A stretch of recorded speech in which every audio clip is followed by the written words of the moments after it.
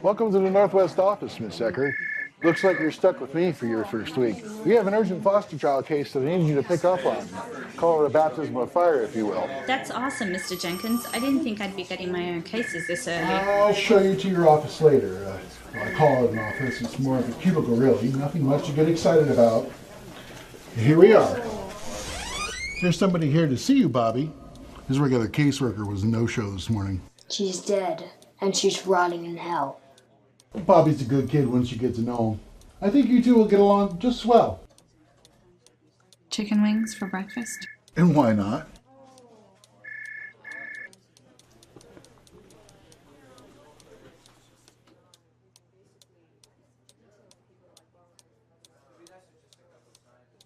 Mr. Chucklebones likes her. The what now? Mr. Chucklebones is Bobby's special friend. Isn't that right, Bobby? And if Mr. Chucklebones likes you, you're off to a good start. It's all here in the file. Thank you, Mr. Jenkins. My pleasure, young lady. And please, call me Henry. Well, I'll let you two get better acquainted while I go sort out the paperwork for Bobby's new foster family. Bobby is so excited to meet his new family. Isn't that right, son?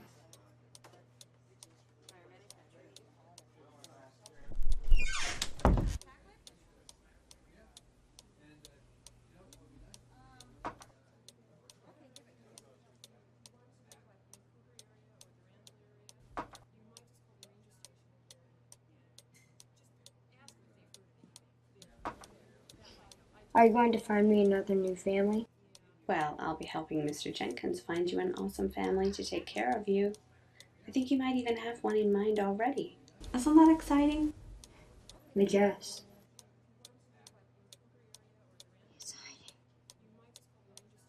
Mr. Chucklebones says you're very pretty. That's very sweet of him. I think Mr. Chucklebones is handsome too. Don't be silly. You can't see him.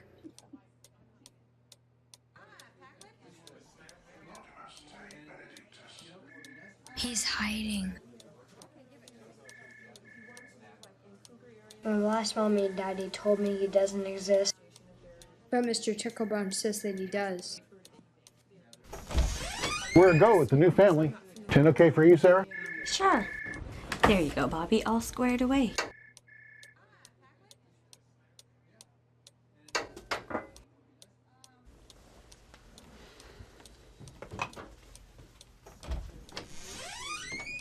You know, you really shouldn't do that.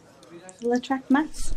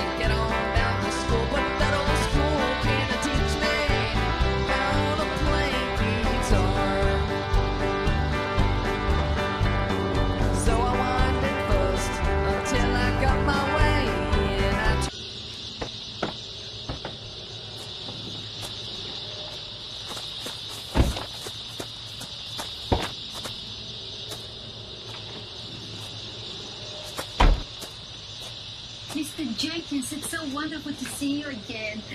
Sarah? And this must be Bobby.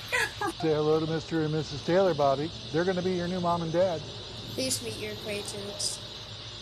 Dad, aren't you going to say hello to Bobby? Son, I hope this one's got a little more sense upstairs than that last one you sent us. He's about as useful as a condom machine in a nunnery, that one. Dad, He wasn't with you for very long, your last foster child? I guess about 3 weeks, give or take. Useless piece of shit. Please remember that Bobby needs a little more TLC than most. He's a special one. All due respect, ma'am, but they're all freaking special. They want this, or they want that, or they run around acting all entitled, or they look at you with this dumb and stupid look anytime you tell them to go do chores to justify feeding them. It's a good thing that we get 27 bucks a day for dealing with the likes of them. Kind of like puts the whole thing in perspective, dealing with their peculiarities. Get over here, boy.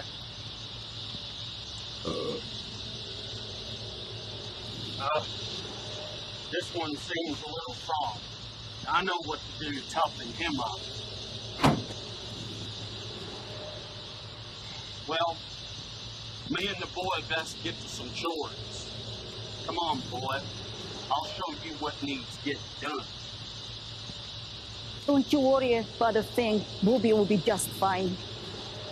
Fred is a good man. He'll take care of the boy.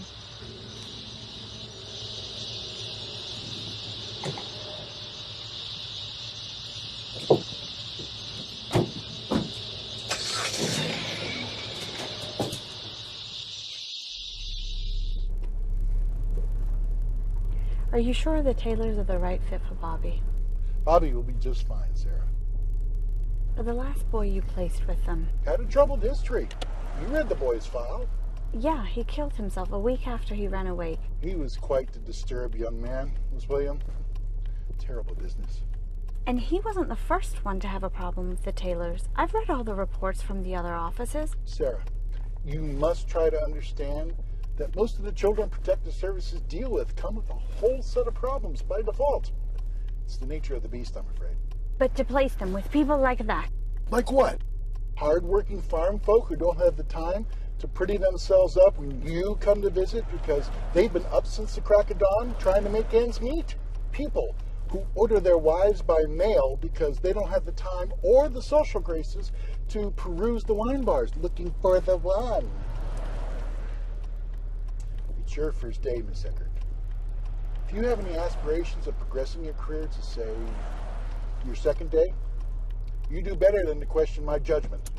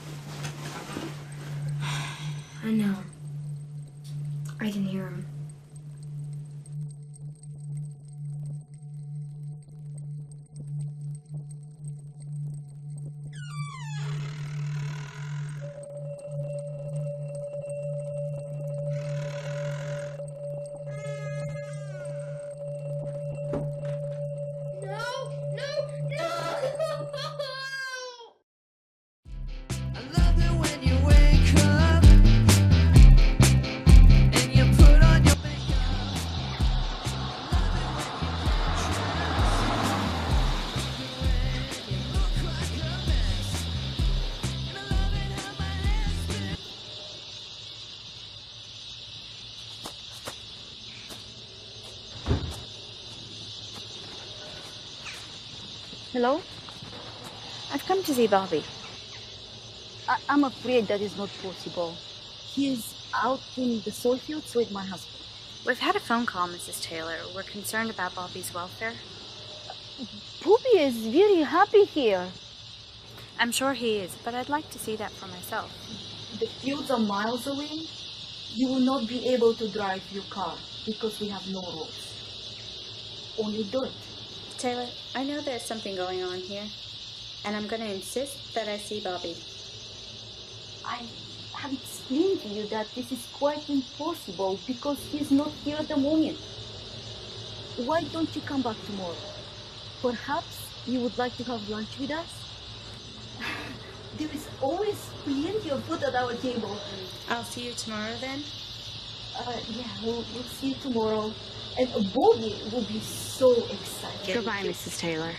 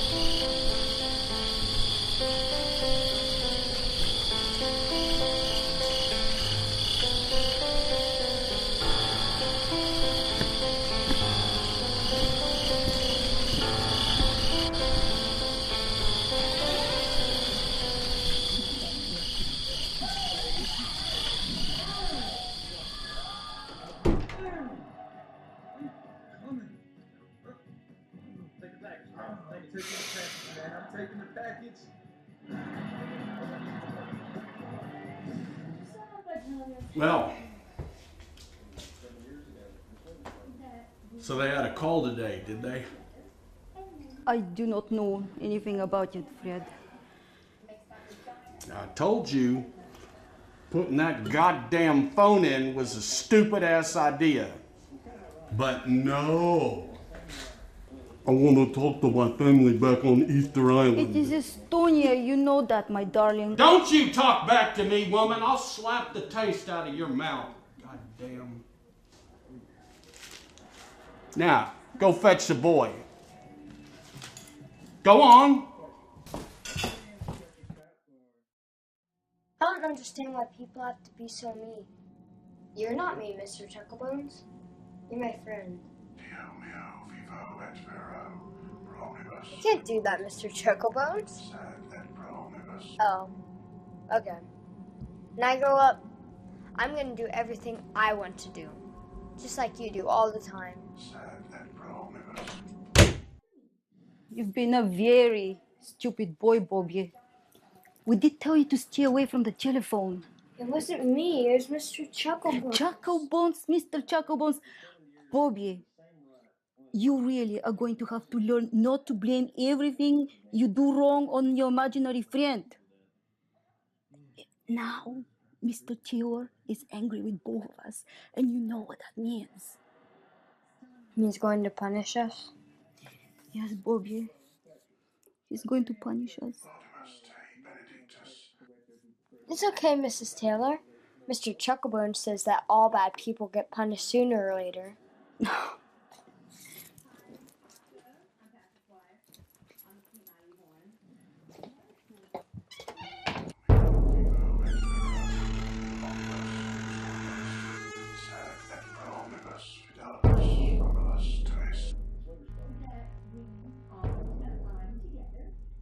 Looks like you've been stirring up some trouble again, eh, boy? It wasn't me. It was Mr. Chucklebone. You are not going to blame your misgivings against some invisible friend that you came up with just to piss me off. What? It don't do you no good to hide behind no woman, boy. The only thing they're good for is cooking, cleaning, and whoring. She not going to protect you. She not going to defy her husband. Fred, please, can't you see the boy's terrified? See? Are you fucking serious? The only thing I see is the woman that took vows to obey me, standing in defiance of her man. I knew I should have taken more time to look through that goddamn catalog.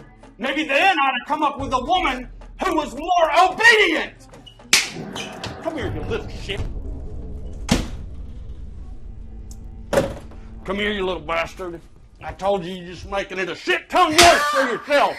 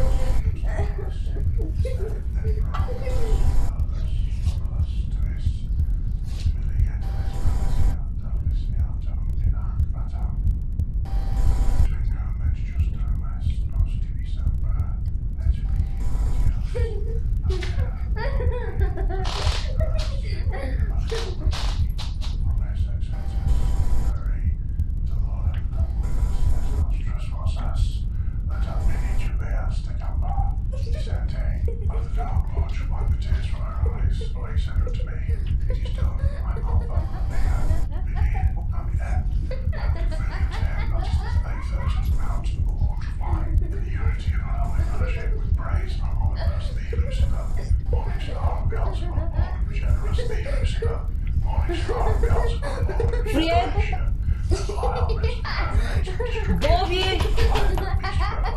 Are you okay in there?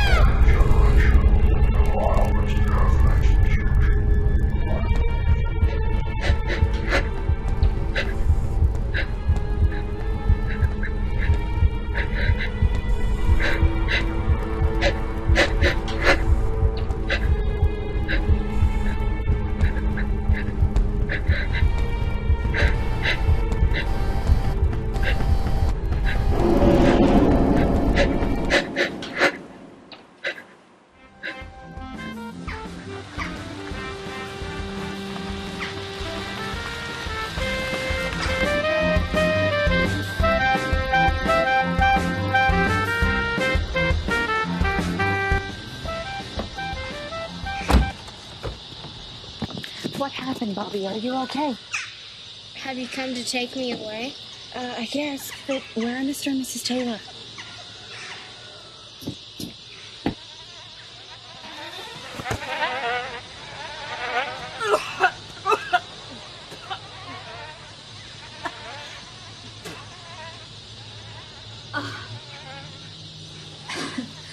Something's happened to the Taylors. We have to... We don't have to do anything. Everything will be taken care of. Nothing for you to worry about. Come on, Bobby. Quick as you like, hop in the car. We have a whole other family that are dying to meet you. Sarah, remember when I told you about questioning my judgment? Well, now would be a really, really good time to heed that advice. Okay, who wants pancakes? Me!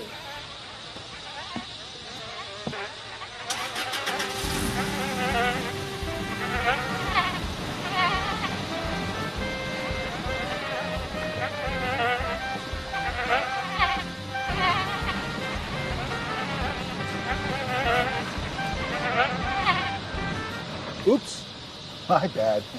Can't leave without Mr. Chucklebones now, can we, Bobby? I know what you're thinking, Sarah. And believe me, I wouldn't put it past you if you decided to leave CPS after this. Although that would be a shame. I mean, you've got such great potential and for your first week, and Bobby has seemed to really take quite a shine to you.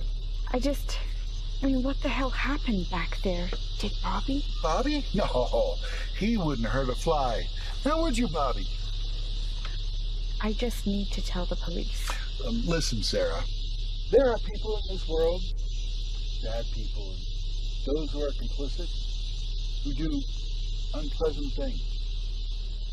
And then there are good folk like us who want to make sure that those deeds don't go unpunished. Isn't that right, Bobby?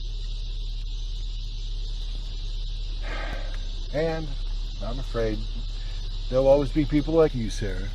People who cannot be trusted to keep our secret. And I'm afraid that such people cannot be allowed to interfere with our important work. Isn't that right, Mr. Chucklebones?